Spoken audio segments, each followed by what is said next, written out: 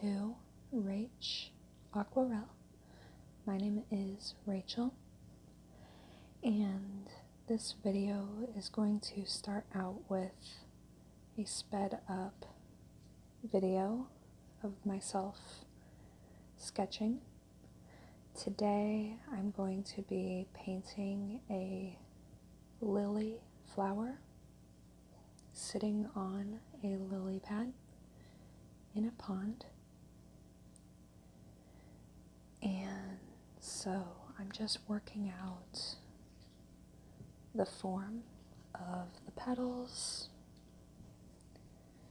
and I'm going to make this sketch available as a template so that you can download it instantly and print it, and then you can transfer this design onto some watercolor paper, which I will be demonstrating in this video.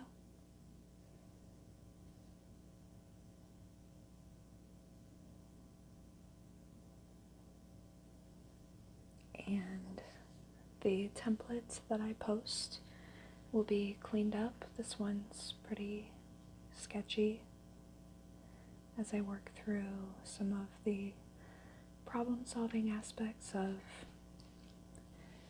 drawing a complex organic form like a flower.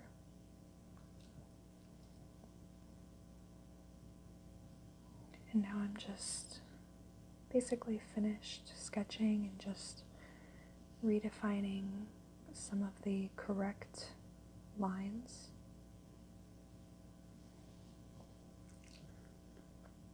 And I'm just going to have some very general lines to represent where the lily pad is. You'll see just a little bit of water in the background. But of course, we're going to spend most of our focus and energy on this beautiful, vibrant flower.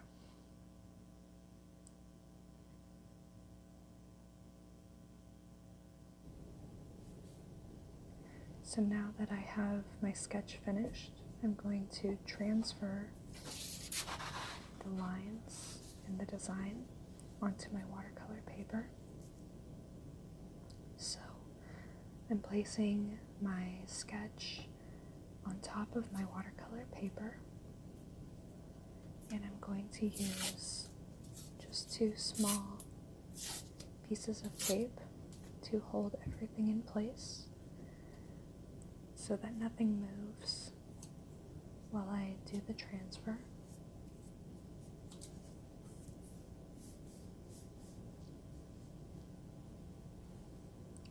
And to transfer this image from one sheet of paper to another, I'm going to use what's called carbon paper. And I've had this sheet of carbon paper for several years now. It lasts a very long time. It's also very inexpensive. If you buy a pack of carbon paper, you usually get 10 sheets, and one sheet will last you a very long time. And if you're interested in getting some carbon paper, I do have a link to a list of my favorite watercolor supplies, and included in that is carbon paper. So check that link in the description below if you are looking to purchase some. It's also typically available at office supply stores, although it's not used as much these days. And I know that I personally was not able to find it locally, which is why I had purchased it on Amazon. And you saw that I placed the carbon paper face down, so the black side is facing my watercolor paper underneath my sketch, and I'm using a pen and I'm applying medium to light pressure,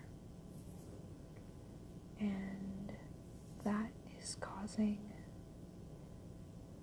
the carbon paper to transfer carbon onto my watercolor paper. So it's essentially like having a pencil sketch on my watercolor paper. And I usually use a pen to do the transfer for a couple of reasons. One is that I can apply a little bit more pressure if I need it, or even a light touch will allow the carbon to transfer. And also, I can better see where I've already gone over on my sketch. Since I did my sketch in pencil, I can see where the ink lines are. And before I remove the tape, I always just look and check to make sure I didn't miss any important lines. Because if I did, I could just flip it back over and go over those lines that I had missed before, rather than having to try to line everything up correctly. So you can see my transferred image, and my lines are very nice and clean. And this is what the template will look like. And as I said, the template is something that you can download instantly and print out. And you can either use carbon paper or a light box. Or if you don't have either of those things, you can actually tape your watercolor paper and the template up to a window that's receiving some light, and you should be able to see the lines well enough to trace directly onto your watercolor paper. In that case, you would actually put your watercolor paper on top of the template. And now before I start painting, of course, I'm just going to secure my watercolor paper to a board. And this will help to not only keep my paper securely in place, but it will also help to mitigate some of the buckling that happens when you have a lot of water on your paper. And almost all watercolor paper will buckle when it's holding a lot of water. And if your paper starts to buckle while you're painting, don't worry too much about it, except you might just wait for that excess water to evaporate before you continue. But usually, even a very buckled piece of paper will somewhat flatten once it's dry. So sometimes what you need to do is just be patient and let that water be absorbed and evaporate. So I'm getting ready to paint now, and I'm setting out my water.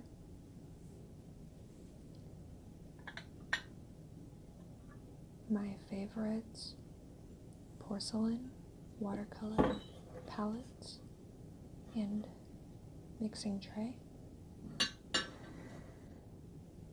And I will be going over all of the colors that I'll be using on this painting shortly.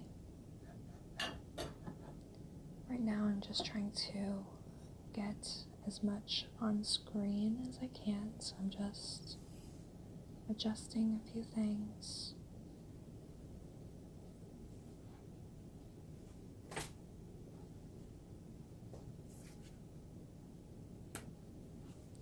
And I'm going to use a few different brushes for this painting.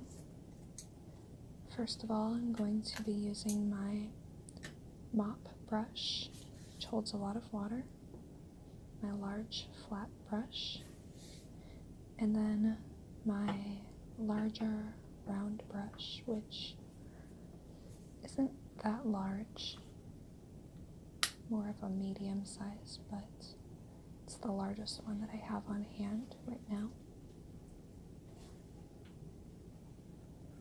And of course, I'll need some paper towels.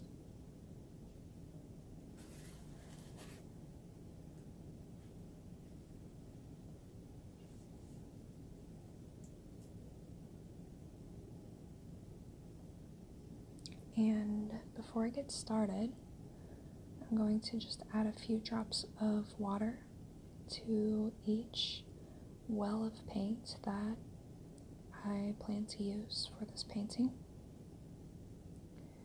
I'm only going to be using the 6 colors over on that furthest right row. And these colors include a warm and a cool version of each primary color. The first that I'll be using is New Gamboge, and that is sort of a warm orangish yellow. And it looks like I'm actually running very low on this color, so just add a little bit more.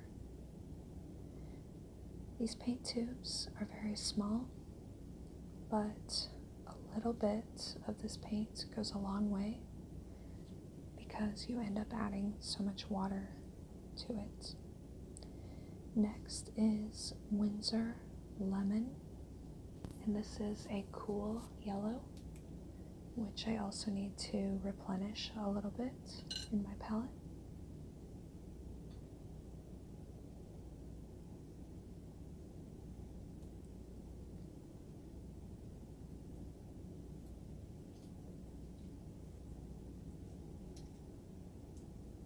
Next is called Scarlet Lake, and this is a warm red, sort of leans toward orange. And then my Permanent Rose is my cool red. It leans a little bit more toward magenta, and this is the color that we'll be using the most for that painting. Next is Windsor Blue, green shade, which is very much like phthalo blue. And finally, French Ultramarine Blue. This is my cool blue because it leans more toward violet, whereas the Windsor Blue leans a little more closer to green, making it what we consider to be a warm blue. And if you don't have those exact colors, don't worry. Just try to identify a warm and a cool version of the primaries, so yellow, red, and blue, and that will give you enough variety to mix nearly endlessly. The first thing that I'm going to do is use my mop brush to apply a wash over the entire paper. And for this wash, I combined my warm and cool yellow in order to create something that's a little bit more down the middle. And I'm applying that very lightly. I'm using a lot of water. And before that dries at all, I'm adding my Permanent Rose directly in there. And my lily flower is going to be very pink or magenta, but I want there to be areas that are receiving a lot of sunlight, and I want those to appear illuminated and not washed out, which is why I'm using a lot of yellow in this wash. Because even my lightest areas are not going to be white, and they're not going to be merely light pink, but they'll have just a hint of yellow, which I think creates the impression of warm sunlight. I'm using this next wash, which I've added more yellow to the Permanent Rose wash, and this is actually going to be the lily pads that my lily is sitting on. And while they will be green, what I like to do is, rather than simply mixing colors on my mixing tray, I often like to create transparent layers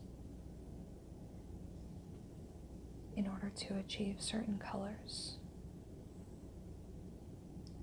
And I think that that just adds a little bit of nuance and interest, and it makes things seem more vibrant and less static. And I'm applying all of these washes while my paper is still pretty damp from that initial wash. But you can see, if you look in the upper left-hand corner where I'm now painting, it almost looks white up there, even though we applied that yellow wash everywhere. And the key to watercolor is to build your colors and your values gradually by layering, rather than trying to mix and apply the correct color and value right off the bat.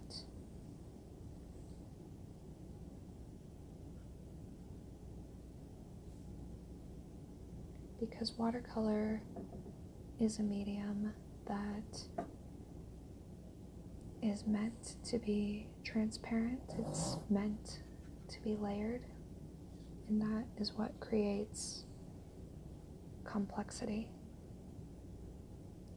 So you can see now I'm using that blue mixture, the same blue mixture that I applied in the upper left-hand section, which will be water, but now I'm layering it into that yellow mix where the lily pads are.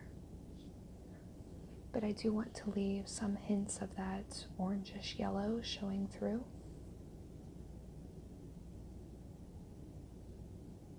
So I'm not just going to completely cover that area with this blue wash.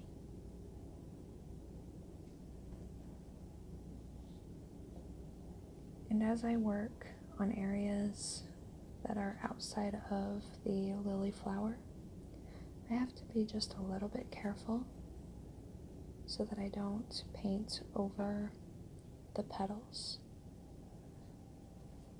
However, at this phase in the painting, it's really not a big deal if some of your background color does bleed into your subject, because right now everything is so light and we have a lot of building to do. And so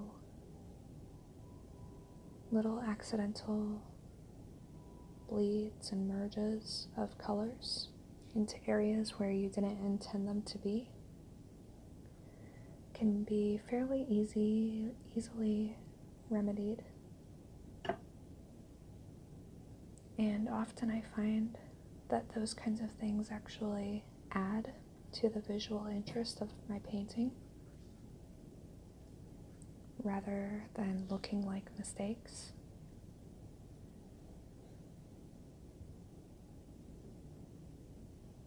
And the great thing about watercolor is that once you get into the mindset of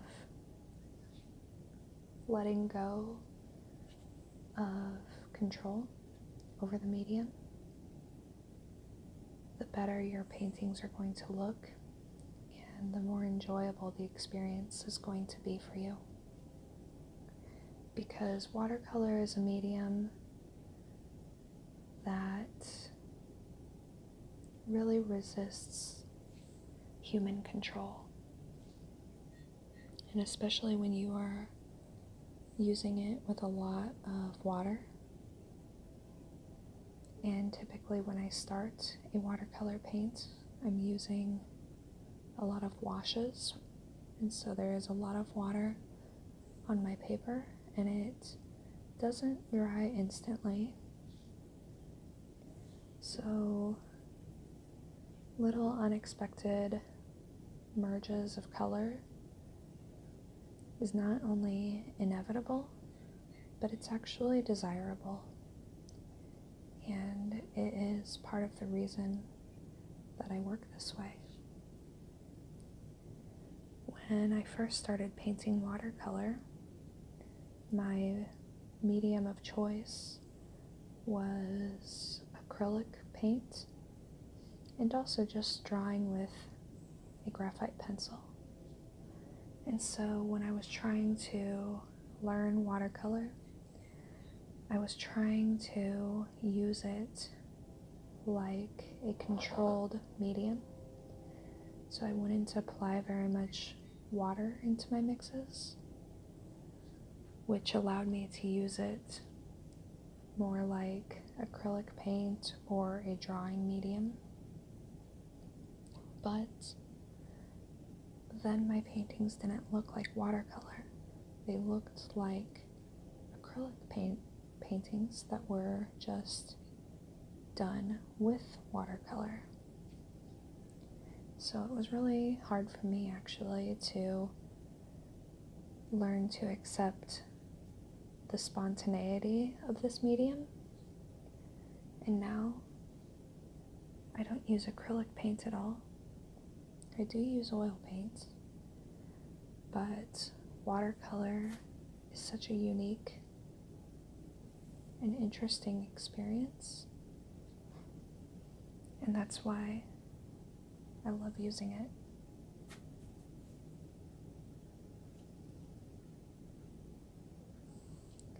So what I'm doing now, I've applied a little bit of a darker green underneath the lily where there's a bit of a cast shadow. And then there are some petals that are receiving less light, or they have a bit of cast shadow on them from other petals. And so while this might look a little bit strange right now, I'm actually just beginning to build some of those shadows. And I'm being quite bold with that.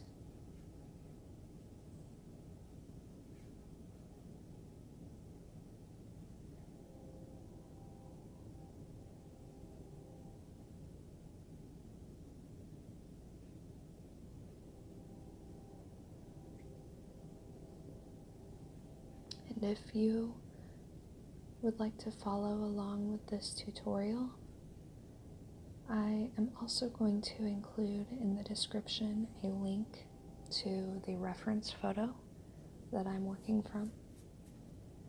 And I often go to a website called pixabay.com if I'm looking for a reference photo, because there's many photos on that website that are available for use by not just artists, but anyone who's needing a photo, whether it's for reference or any other purpose.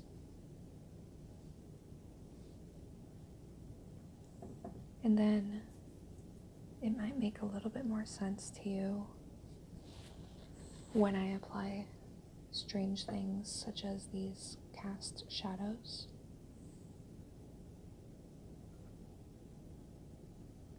And I'm going to continue to build up the shadow underneath the flower. The trick to painting shadows, for me anyway, is that I want to keep them very colorful. I don't want to use something like a black or a gray. What I want to do is create a dark value,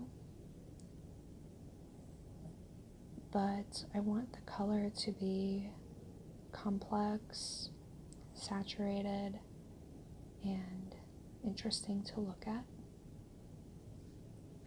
And I actually don't even have any black on my palette because I never use it. But I use a lot of mixes to create neutrals when I need something that is less saturated. And to create any neutral or gray or toned down color, you just mix complementary colors. So if I had a bright yellow, but in some areas that yellow was darker, I wouldn't add black to that yellow. I would actually mix a violet and add violet to the yellow. In my photo reference, the water behind the lily is very dark, but I don't think that I want to paint it so dark. But I am going to build up several layers of color so that there is enough contrast, because much of this composition is very bright.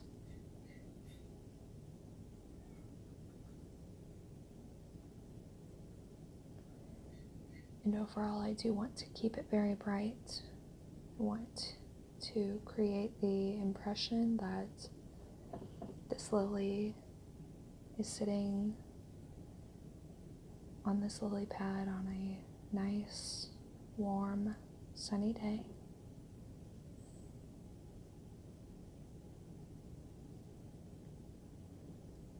And the fact that I want to communicate that this is a warm day, that does influence my color choices.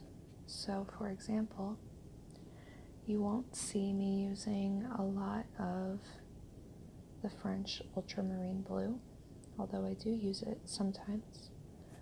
But for my blues, I'm going to be primarily using my warm blue, because I think that that helps to communicate the temperature of the climate,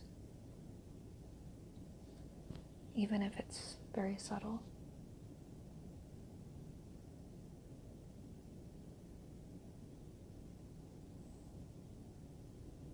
And now the washes that I've applied to the petals are mostly dry, so it's a little bit easier to paint the background around those petals without worrying about bleeding. So now I can apply paint that's more saturated, so it has less water.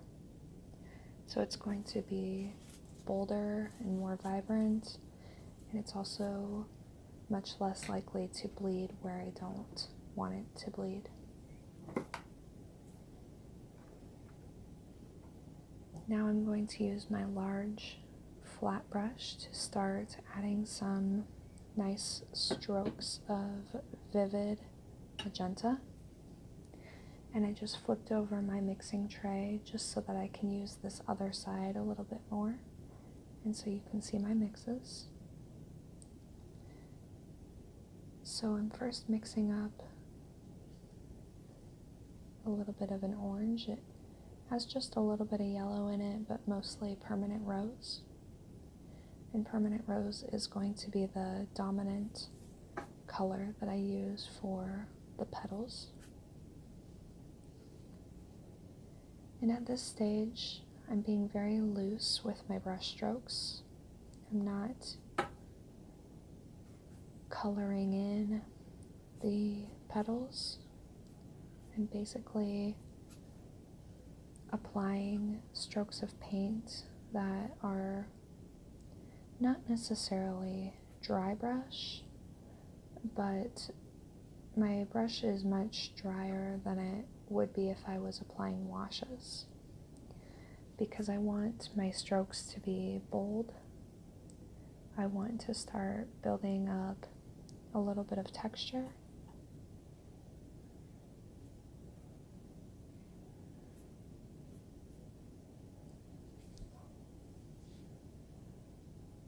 And at this phase of the painting,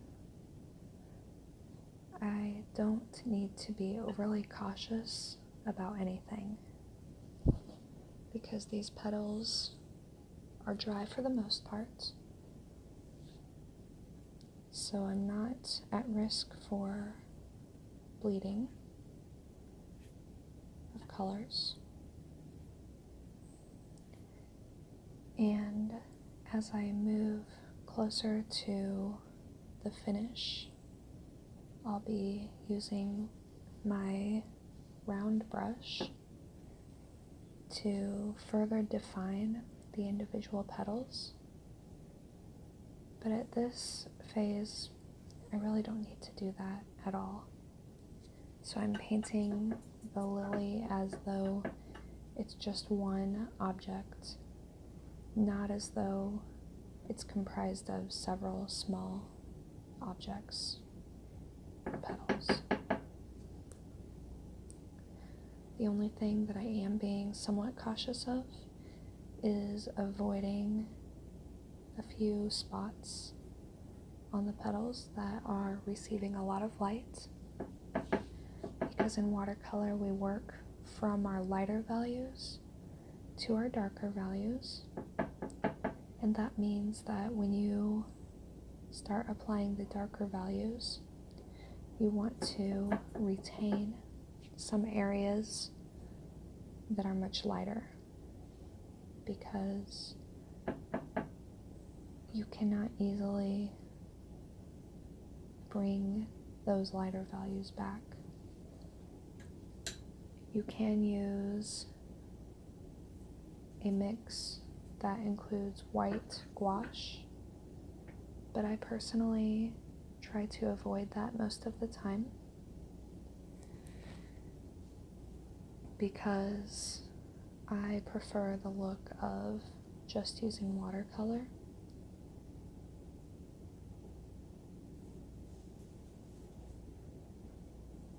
And I often find that adding the white gouache to a mix makes that mix look a little bit milky and not as transparent.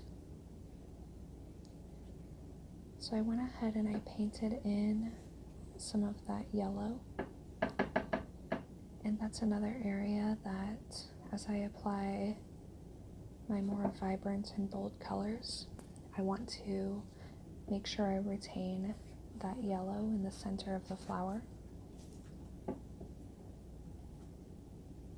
And now I'm just using a little bit yellow to go back over some of these areas receiving a lot of sunlight, because again, while those areas will be very light in value, I don't want them to appear washed out.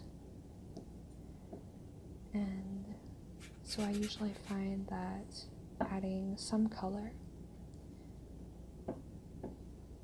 even to my lightest areas, makes everything just a little bit more vibrant and lifelike.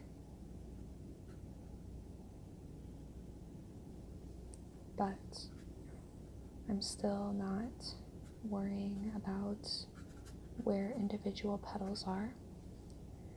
I know it's a little bit hard to see on camera, but I can actually see my graphite lines quite well.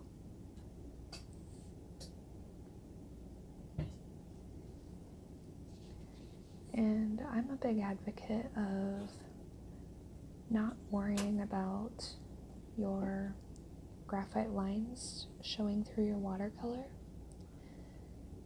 because even if they are visible through your layers of transparent watercolor, it's something that most people won't even notice unless they're looking for it. And I've seen a lot of professional watercolorists who leave their pencil marks as actually part of their style, and it looks really nice. So I used to worry a little bit more about hiding my pencil lines, but usually it's something that I know that they're there, but they're not so obvious that they distract from my intentions for the painting.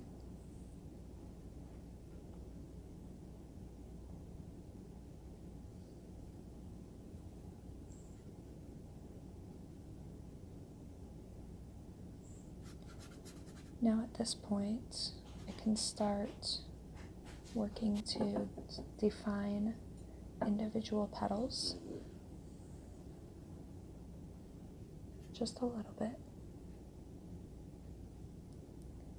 because of the way that the petals are angled. Some of them are going to be receiving more light, some will be receiving less light, some of them will actually have shadows cast upon them, and that's what will make the lily look realistic, catching those different contrasts.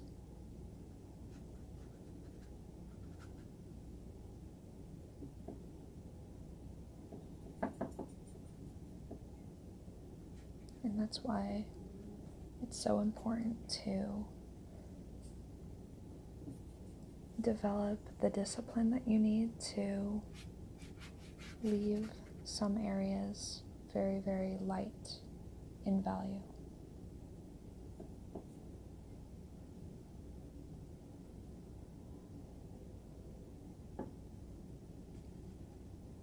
And so you can be painting a subject and apply an initial wash, just like I did. And for some paintings, it might be appropriate to have areas where just that wash is showing. Now in this painting, that was not necessarily the case, because that wash was so light. It helped to set the tone for the painting, but I don't think that I actually have any portion of this painting in which that first wash is actually standing alone.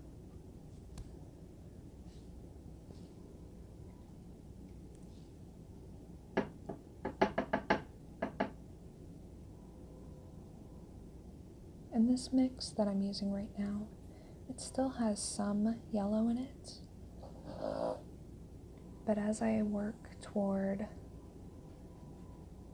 vibrancy, I'll be using a larger proportion of the permanent rose and less of other colors.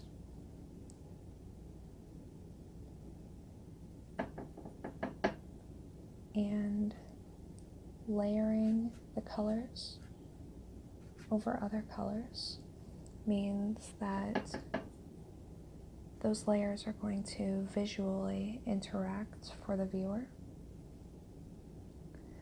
So at this point, even if I were only using permanent rose and applying it over other colors, what the viewer would see is not just permanent rose, but the interplay between all of those different layers. And that's why, even with a limited palette, you can get so much variation in color.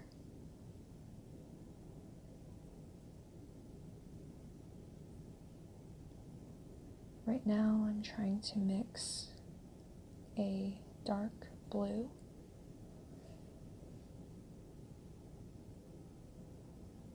to use in the shadows, but you can see that I added some permanent rose to that as well.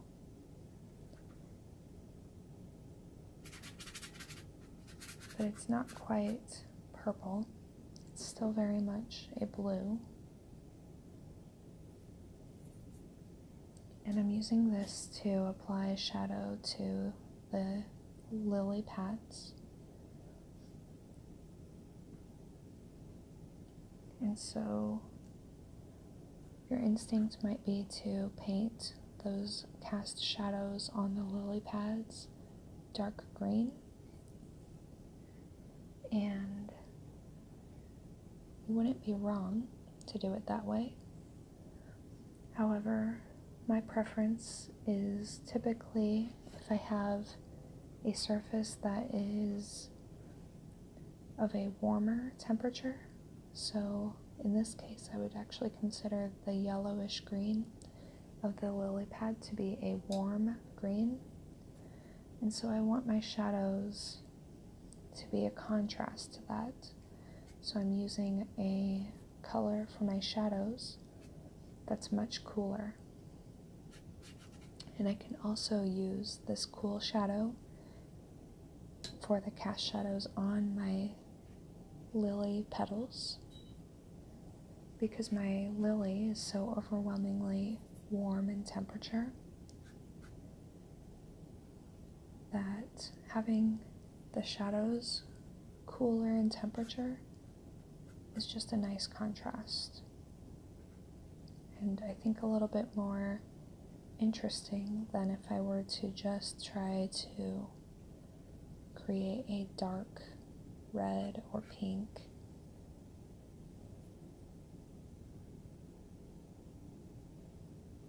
And as I'm applying colors that are darker in value or they're more vibrant, I'm really using my sense of judgment in order to be very sparing in the use of these colors, because it's very easy to overwork a painting and to overwhelm the highlights and the lighter areas with lots of bold, vibrant color. But you need a balance. In order to have a lot of vibrancy in a painting, you're also going to need areas of contrast that are not so vibrant. So whereas when I began this painting, I was able to be rather careless in my applications, and I was able to not worry about individual petals. I didn't even have to worry too much about the boundaries between the lily flower and the background, because everything was so light in value. But now that I am applying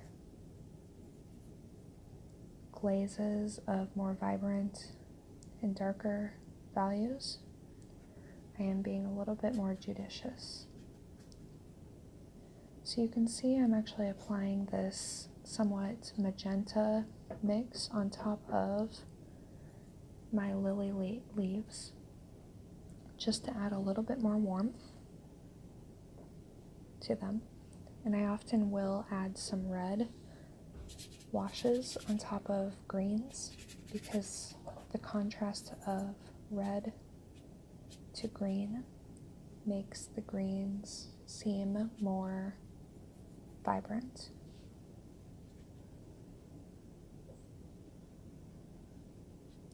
Probably should have switched over to my large flat brush for this, for trying to add more value to the water in the background. But sometimes when you have a tool in your hand, it's just more natural to keep going, especially if you are in a good state of flow. Changing your instrument, changing your brush can actually distract you from that flow. So I do often find myself using a tool that's not quite right for the job, just because of that. So now you can see I'm using ultramarine blue, and I used my warm yellow and now a little bit of red and then phthalo blue. So basically I have 5 different colors in this mix, but it leans blue. And I just want to create a nice dark bold color, but I wanted it to be quite complex because I'm applying it to define some of the leaves and the lily pads, and I also applied some of it to the water. So this color is going to stand out, and I didn't want it to just be blue or violet or anything like that. So it's essentially what I would consider a cool neutral. It's a little bit difficult to define exactly what color that is, and I usually don't concern myself with trying to figure out what something would be called. I don't even necessarily worry about being able to replicate it precisely.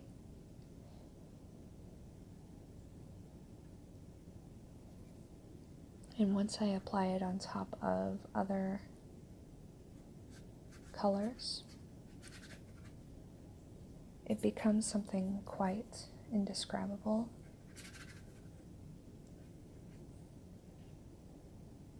But you can see that there's a lot of vibrancy and life to it.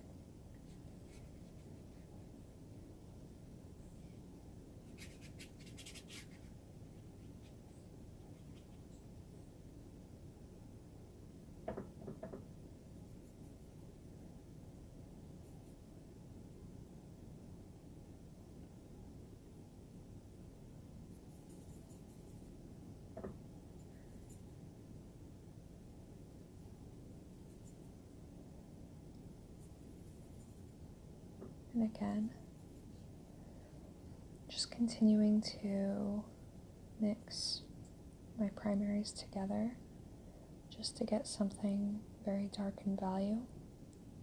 This mix is a lot warmer in temperature than the previous mix.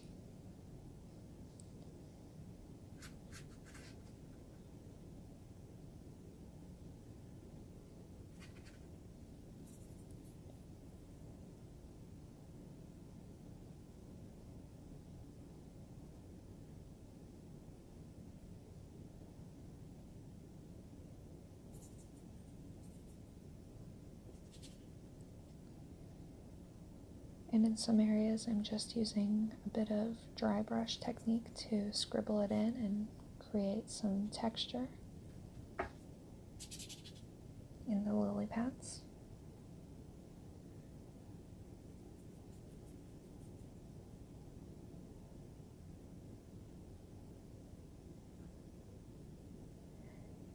And now I've added quite a lot of water to it, so it's going to act more like a glaze.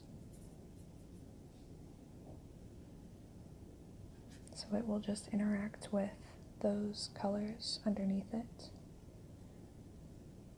rather than overwhelming them.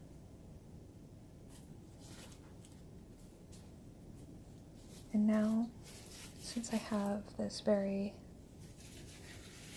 quote-unquote dirty mix on my palette, and I know that my next and final task is going to be to apply lots of vibrant color, I'm going to go ahead and wipe off my mixing tray so that I have a clean surface. I'm also going to switch out my water.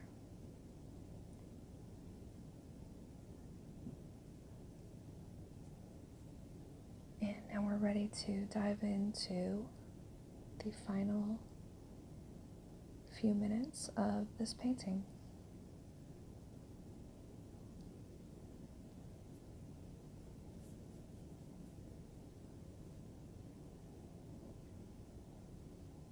Now I'm adding just a little bit of dry brush, just yellow, to some parts of this painting.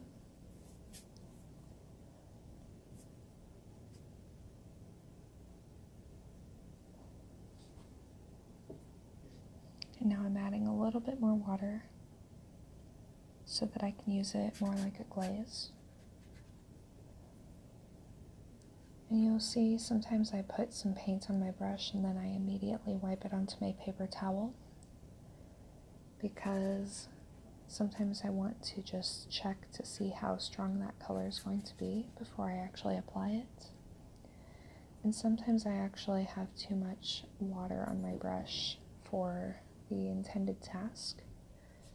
So I can keep a lot of that pigment on my brush, but get rid of some water just by tapping my brush onto my paper towel.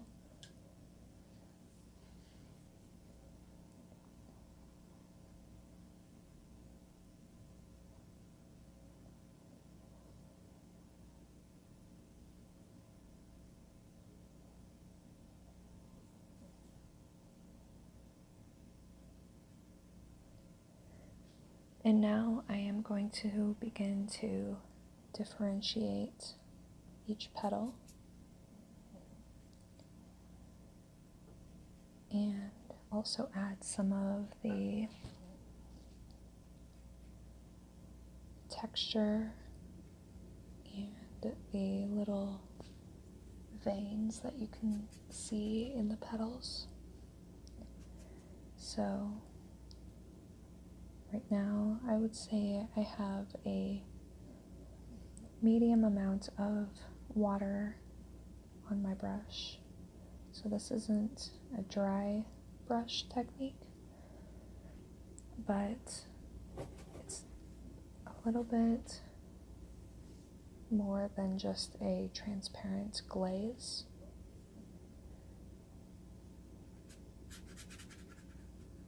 Because I'm really going for bringing out the more saturated colors at this point.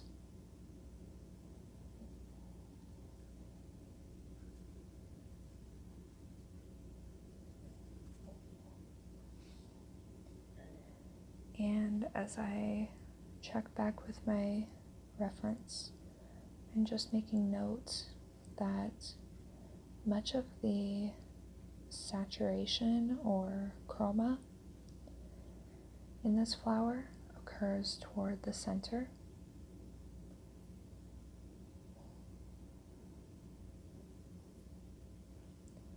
And then those outer petals, because they're receiving more light, or in some cases they have a shadow cast upon them, they're not going to be as saturated.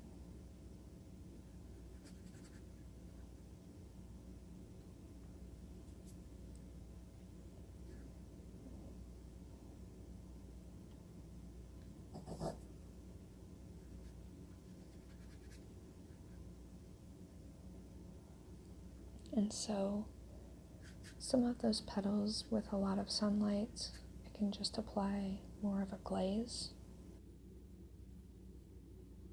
while leaving some highlighted areas, especially toward the tips of the petals.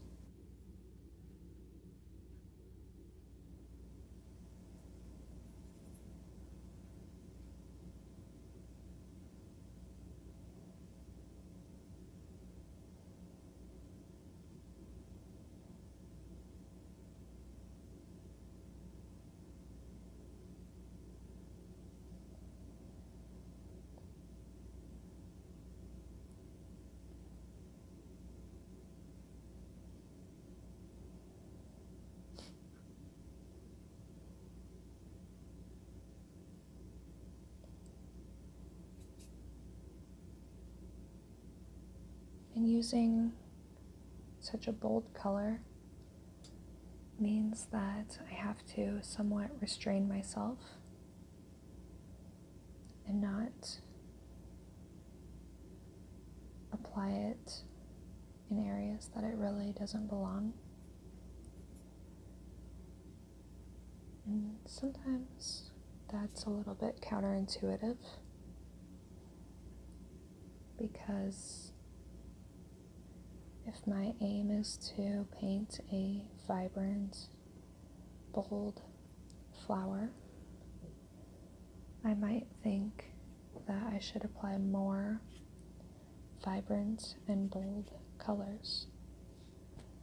But again, we need to have a range of colors and values in order to have the necessary contrasts to make certain areas of the painting, or in this case, the subject, which is a flower,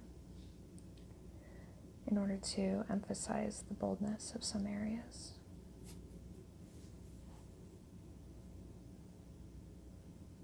And so having a little bit of restraint in that regard is very important.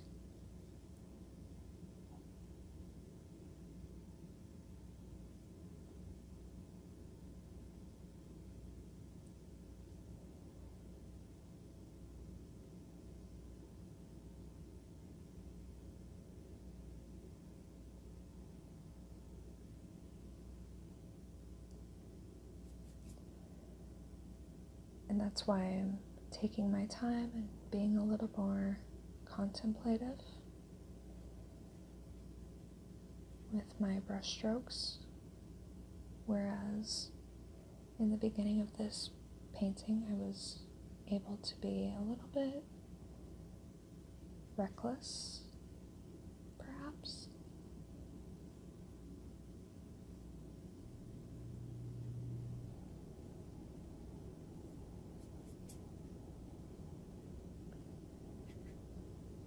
But we've really built this painting from a very rough and somewhat crude foundation into something that is beginning to make more sense.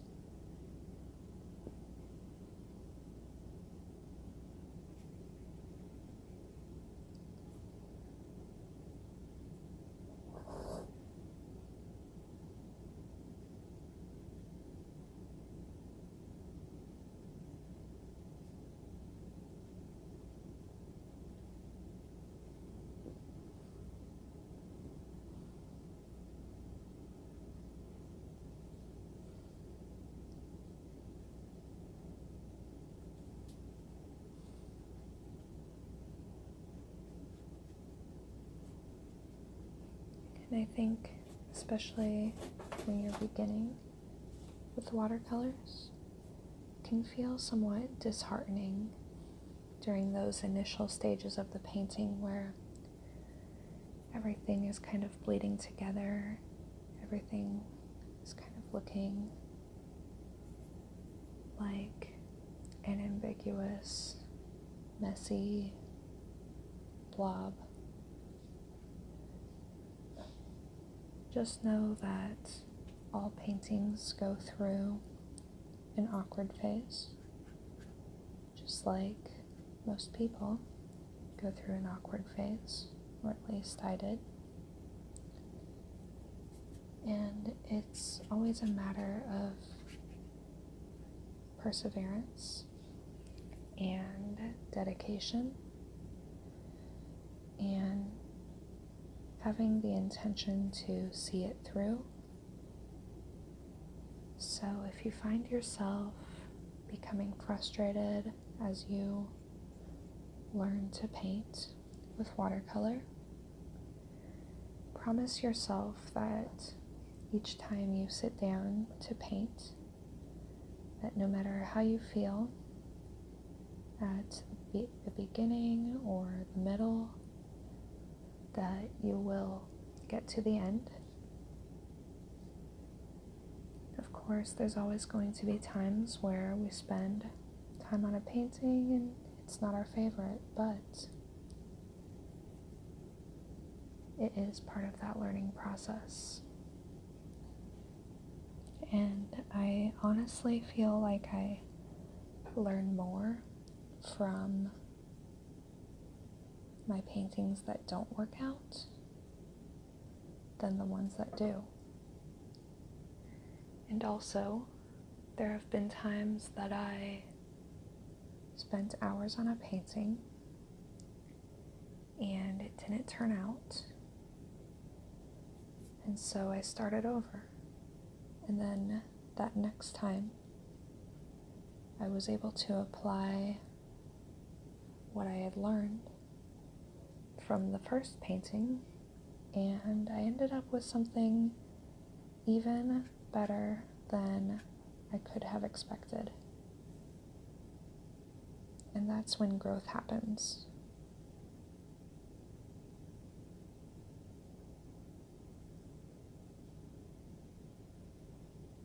And I think that if you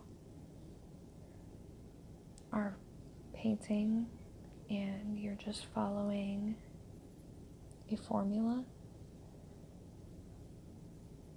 that might get you results that you're comfortable with. But if your aim is to continuously improve, then you have to step outside of your comfort zone. And you have to make mistakes. In art, I think, in my opinion anyway, is meant to be messy. It's meant to be imperfect. It's also meant to be an extension of yourself. And I know that I'm not perfect. And so I don't need to expect my paintings to be perfect. But like myself, I'm always trying to improve. I try to improve myself, and I try to improve my art.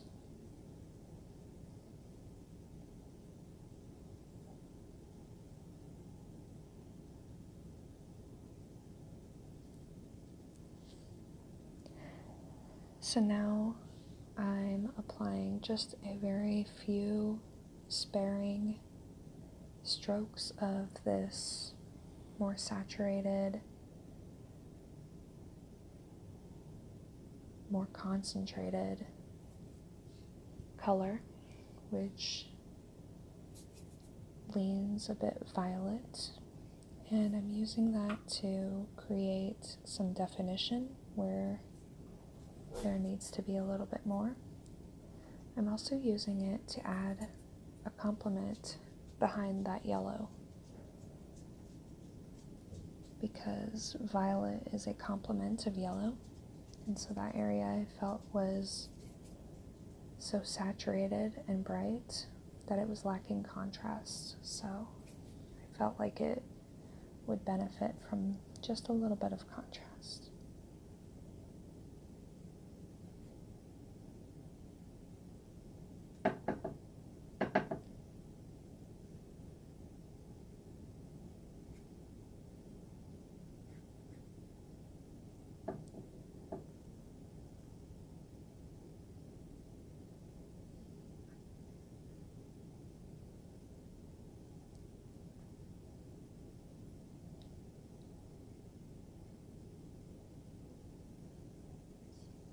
And now I'm just looking for areas that could use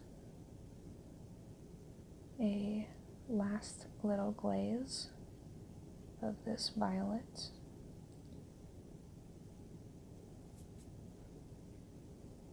Which is meant to be very subtle.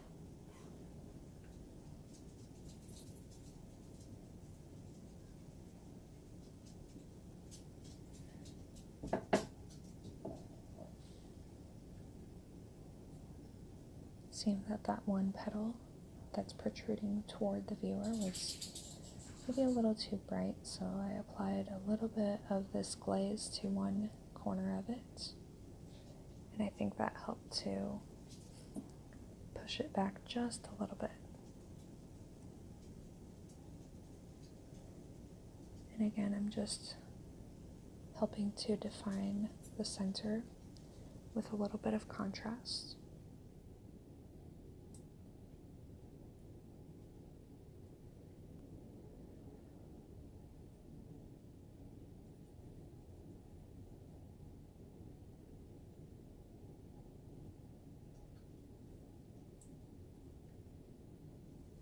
And I'm looking for areas that I think could benefit from a little bit more definition by adding this bolder magenta.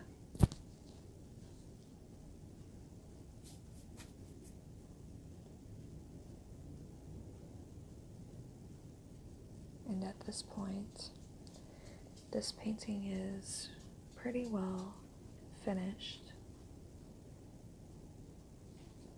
And now is the challenge of finding a balance between making a few adjustments, yet avoiding getting to the point of overworking painting. And I think that for most people, we have a tendency to overwork a painting.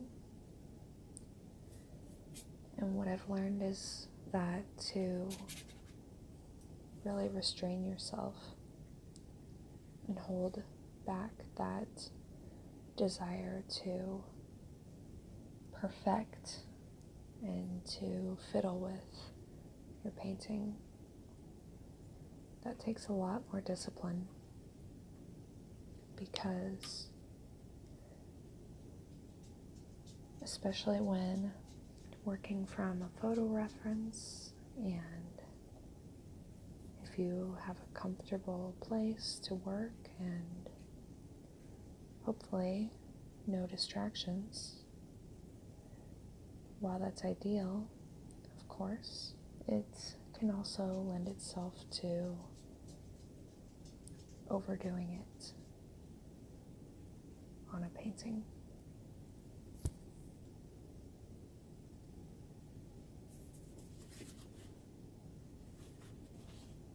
So just be mindful. I do recommend that at some point maybe you step away from your painting, come back to it, and if you get to a point where things are making sense and you have a lot of contrast, it might be a good cue to stop.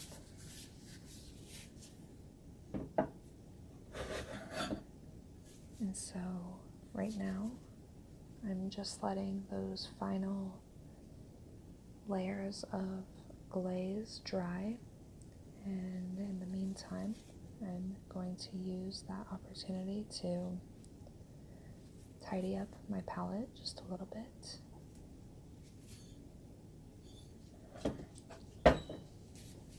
Looks like I caught some of that fresh yellow paint on my paper towel and actually made a little bit more of a mess, but you know, that happens.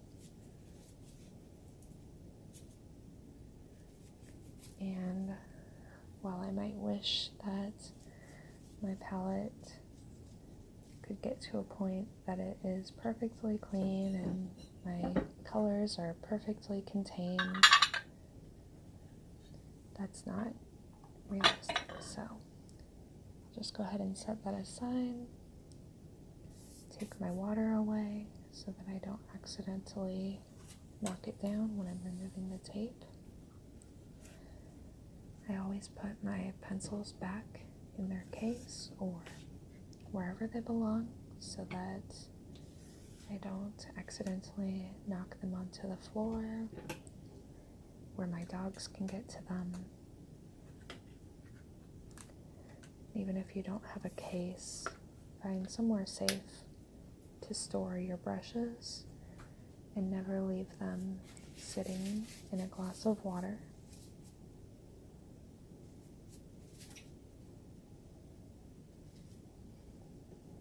And now my favorite part, removing the tape.